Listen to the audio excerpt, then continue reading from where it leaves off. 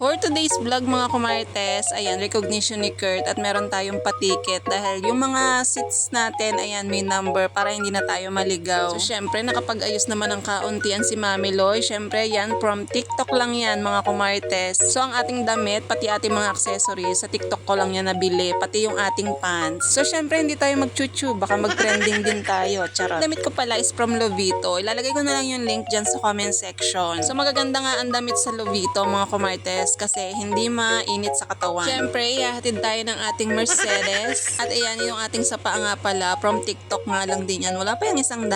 Ayoko kasi na nakikita yung aking kuko. So pagpasensyahan nyo na mga litid-litid natin sa paa. Start nga pala ng recognition ni na Kurt ay 1:00 hanggang 4:00 ng hapon. Aga nga pala akong gumising kaninang umaga kasi nagluto pa ako noong ating mamon ensaymada. Pangbenta ko nga pala yon doon sa mga tauhan ni Kuya. Tapos pagkatapos pa nitong recognition ni na Kurt, meron pa akong gagawin na custard cake. So yung lulutuin ko mamayang hapon is pa-4 na batch ko na yon. Ang bilis kasing maubos mga kumartes. Kada gawa ko, laging may bumibili. Gusto kong gumawa para yung mga tauhan ni Kuya, ayan, para meron silang mabili bukas. Yung biyanan ko nga pala yung kasama ko at dinaanan na nga lang namin dito sa kanto ng San Nicolas. Tapos ang gym nga pala nung school ni na Kurt, ayan, dito sa may tabi ng BIR. Papasok nga pala dito sa gilid na may kalsada. So dapat bago mag-alauna na andito na para makapag-start na din ng maaga. So dito sa pinakadulo nito na andito yung pinaka-gym nila. Pero yung school nila nasa halos tapat lang ng McDo. So dito nga meron ako nakikita ng mga estudyante na naglalakad kasama yung mga parents nila. So buti na lang yung asawa ko is half day kaya ayan nakapagpahatid kami kasi katanghalian nga nito. Ang init-init pa naman lalo na kung maglalakad kami hanggang doon sa dulo. Pagdating nga namin dito halos marami na rin namang estudyante. Buti na lang talaga hindi masyadong kasantingan ng init. Ito nga pala yung gym nila at ayan kita nyo naman at sobrang lawak at malaki nga din. So napansin ko dito sa may gilid meron silang photo booth. Siyempre pagpasok mga kumartes hahanapin sa inyo yung ticket. Pipilasin nga nila yan tapos ang ibabalik sa inyo yung may seats na nakalagay sa likod. And siyempre tatanungin din kung ilan yung kasama. So kung mag-a-add kayo ng isa pang ekstrang kasama may bayad na yon 150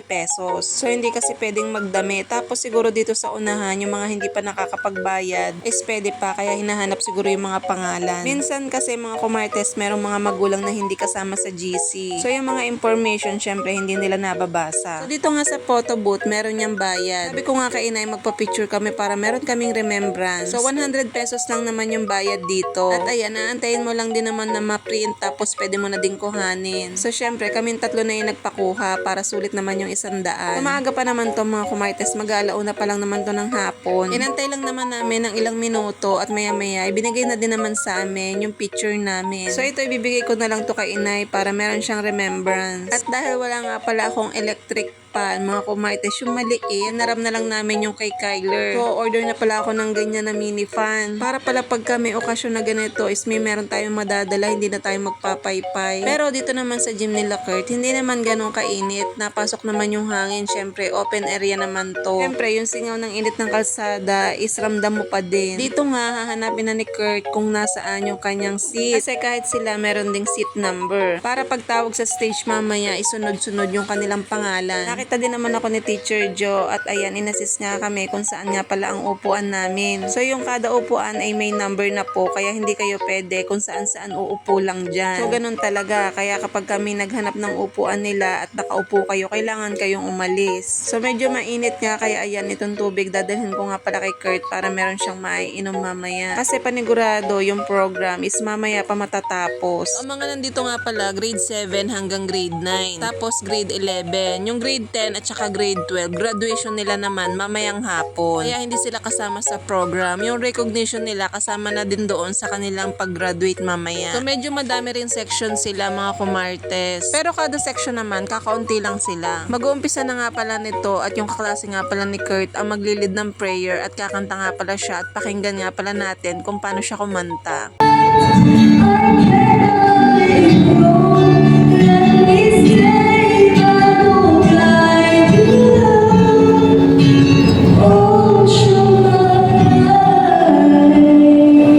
Ang title nga pala nun ay Lead Me Lord. Lord. So thank you Lord sa araw na ito. Kompleto ang mga bata at kompleto rin ang mga magulang. So ako nga mga kumartes, hindi ko ina-expect na makakasama si Kurt sa honor. So nasanay lang din naman talaga ako na sabi ko sa kanya, hindi ako nag-expect ng sobrang taas na grade. Ang sabi ko lang sa kanya, basta makapasa siya. Dahil ang totoong hamon naman ng buhay, hindi yan nasusukat sa dami ng medal. So pagkatapos nyo ng college, dyan nyo talaga malalaman ang totoong buhay. So bonus na lang talaga na matalino ka tapos may kasama ka pang diskarte. Ako nga noon, pagkatapos ng college, doon ko na-realize na nandun pala yung totoong hamon ng buhay. Akala ko basta graduate ka na ng college, makakahanap ka na agad ng trabaho. Nag-a-apply pa lang ako ng trabaho noon. Sabi ko ang hirap pala, tapos may mga interview pa. Sabi ko basta makakuha lang ako ng experience para ako makatulong na rin ako sa magulang ko at saka hindi na rin ako maging pabigat. So si inay na nga yung magsasabit kay Kurt kasi sabi ko kay inay, ako na lang yung magpipicture at kukuha ng video. Siyempre proud na proud ako kay Kurt kasi nakasama siya sa honor. Nung una, achiever lang siya. Tapos nitong huli, bumawi naman at naging honor nga. So hindi talaga ako nagsisinan na ilipat ko siya ng school dahil nga nagkaroon nga siya ng improvement. Dito pa nga lang na nagkaroon siya ng honor, hindi na nga ako makapaniwala. Thankful din ako sa mga teacher nila kasi nga nire-remind lagi sila. Pagka meron kailangang ipasa, lagi silang nire-remind na magpasa na at saka ang babait ng mga teacher. Sobrang tinuturing nilang mga anak, yung mga estudyante nila. So far, wala pa naman ako naririnig kay Kurt na meron siyang teacher na terror. Lahat mababait yung mga teacher niya. So tingin ko naman lahat naman ng teacher dito sa St. Therese is mababait. So isa pa nga ang gusto ni Kurt doon, meron daw aircon yung kanilang classroom. Hindi na daw siya mag-aamoy maasim. Kaya lagi kong sinasabi kay Kurt, anak, mag-aral dahil alam mo naman na hindi biro ang mag-tuition. Ayun lagi yung nire-remind ko sa kanya. Kaya naman ayan, nagbunga na nga yung ating pagbibake, charot. Sa totoo lang, hindi biro talaga ang magpaaral sa isang private school. Pero worth it naman talaga kapag ka ganito. Tapos malalaman mo yung anak mo may award. So yun, sana anak, galingan mo pa sa susunod. Palaging mag-aral at sumunod sa mga teacher. So hindi pa dyan natatapos ang journey nyo, mahaba-haba pa talaga yan. Pag nakatapos na kayo ng college, dyan nyo malalaman kung gaano kahirap kumita ng pera. Sasabihin nyo naman, tama pala yung sinasabi naming mga magulang nyo. Lubusin nyo habang estudyante pa kayo na humihingi kayo ng baon. Sasabihin nyo naman kapag may trabaho na kayo, hindi pala talaga madaling kumita ng pera. Hindi pinupulot. Kaya i-enjoy nyo habang estudyante pa kayo. So syempre kami mga magulang, nakagabay lang sa inyo para magkaroon kayo ng magandang kinabukasan. Para pag nakatapos kayo ng college, meron kayong magandang trabaho na makukuha. Dahil syempre kami mga magulang, ang gusto lang naman namin is yung best para sa inyo. Ang gusto namin, pag nakatapos kayo, may trabaho kayo, hindi na kayo hihingi sa mga magulang nyo. Yung mabibili nyo yung mga gusto nyo na hindi na kayo humihingi sa mga magulang. So choice nyo naman kung tutulong kayo sa magulang or magbibigay kayo. So ako naman, ang gusto ko naman kay Kurt, magkaroon siya ng maayos na buhay, maging independent na hindi na naasa sa magulang. So ito kasi may pagkaisip bata pa kahit binata na. So akala ko kung bakit nagkagulo sila at tumayo, yung pala isasabit sa amin yung medal. So hindi talaga ako nag-expect ng medal kay Kurt kasi noong elementary pa yan, lagi na lang hindi nag-aaral. Naku, nung elementary yan mga kumartes, easy lang yan. Kasi sabi ko sa akin naman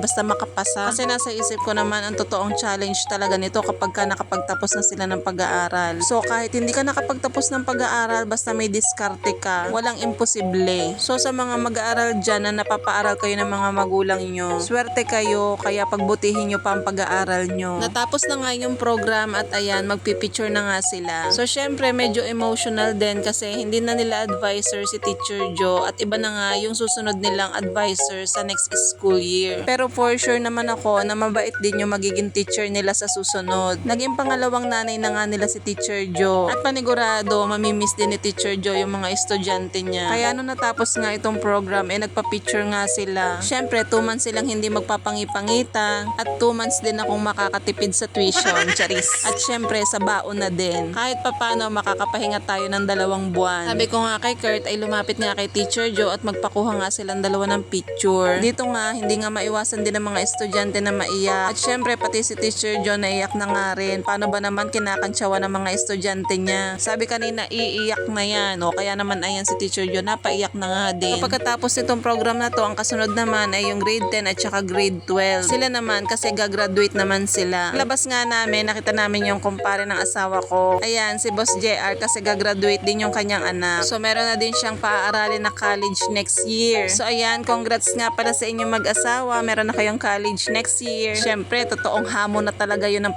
magpapaaral kasi college na. So hinanap ko din si Ate Pia para makapagpa-picture nga itong dalawa. Napakaganda naman ang aming ate. So college na din nga siya pala next year. At ayan, sinundo na nga pala kami ng ating Mercedes. Charot. So pagkatapos nga nito mga kumartes, gutom na daw si Kurt kaya kakain muna kami sa labas. Paano ba naman ang aga namin kumain? 10:30 ng umaga. Ngayon nga inabot nga kami ng 5:30 dito kaya ayan, gutom na ang mga person. Kita nyo naman, napakaganda ng langit. Thank you Lord sa araw na ito. Ay hanggang 4:30 lang pala kami nito. So kasi dapat ang start nga pala ng mga gagraduate alas 4 pero inabot kami ng 4:30. So yung mga gagraduate naman hanggang 9 or 10 sila. So sa next vlog natin, dito naman yun sa Palmeras at dito nga pala kami kumain. So yun lang muna mga kumartes, hanggang dito na lang muna ang ating mini vlog. So pag sinipag ako bukas i-edit ko naman to.